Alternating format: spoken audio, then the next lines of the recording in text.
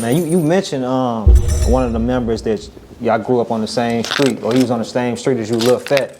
Yeah. Were you still locked in with him or communicating with him at the time of his passing? Yeah, I was locked in with him to the end.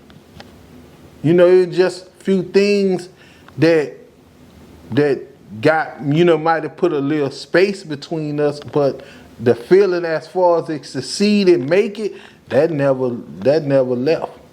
Because see, it's like this here, like I say, everybody was at Boosie house, so we took it to Boosie house. And we continued. Like, I continued the same. I was the same nigga. Like I say, this is my new family. These niggas like family. I ain't had no family. The family I had, you know, we was all struggling. So this is different. So, you know, now we at Boosie house every day. In Boosie's studio. You know, so the relationship is continuing. And then basically when Boo went to jail, that's when all the extra fell, because that weight, Boosie was carrying that weight. He was carrying all the broke niggas, or the niggas who was 1 foot in, 1 foot out trying to make it. You know, like, he came up with a little situation. Now Ivory had his situation, but Ivory was in jail, and then, you know, like I say, I'm a reason that relationship came about, because I was in jail, and Boosie was saying, my dog Big Head, he will be back. And Ivory, like, I respect that. So any friend of Big Head, a friend of mine. Yeah. And there it went. No, for sure, man. But you said, so you was locked in with him till the end, though. It sounded like his story was similar to yours. I guess he just didn't make it out of that, because if he it happened to him too fast, because he was still a kid. Like, Fat got into the kid. Yeah. Like it was so easy for him to get in to where he was still a kid. It ain't like he growed up and got in. He was still a kid. He was still the same dude who came and said, my daddy, he was still him, just probably a year or two later.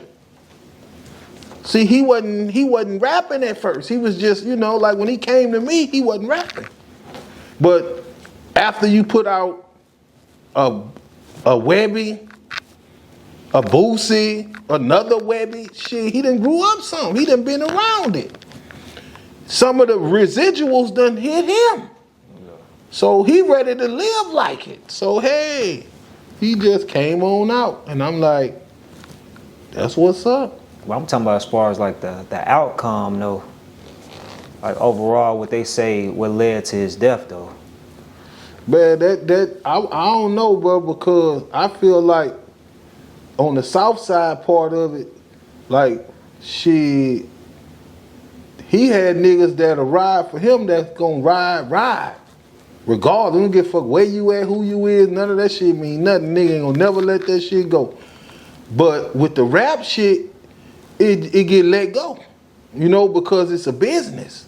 And it's like, I don't know if he went outside the rules or, you know, he went outside the business, because if that's how it went, they look at it like, bro, you ain't had that to do. You have to do that's how higher power looking at it. You know, like you said, you disrespected all what we got going, all we built for you to do your own thing. And you know, that's the kind of sort of how he wanted to be, because by him coming in as so young, he heard a lot of your daddy, your daddy, your daddy, your daddy, your daddy. And he was like, man, I don't want to live under that umbrella, nigga. I'm from the South, nigga. I was going to be this nigga regardless if it was my daddy or not. It's just my ambition and who I wanted to be. So, you know, he didn't want to live under that my daddy, my daddy, my daddy umbrella. So, you know, he wanted to, Fat was like a nigga. Fat was nigga's daddy. And he was a lit nigga, and he was nigga's daddy. What you mean when you say that? Like how he was taking care of niggas and looking out, and, you know, yeah, he was nigga's daddy. Yeah, definitely.